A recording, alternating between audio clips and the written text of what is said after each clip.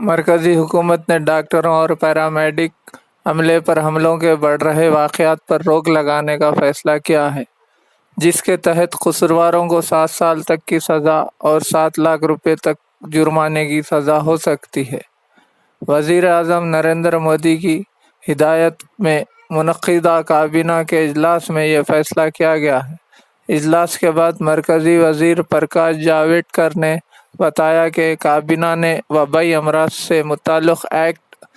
1897 में तरमीम को मंजूरी दे दी है, जिसके तहत डॉक्टर्स पर हमला करने वालों के खिलाफ नाकाबिले ज़मानत दफ़ात के तहत मुक़दमात दर्ज किए जाएंगे और इन मामलात की तेज़ तर समाअत होगी।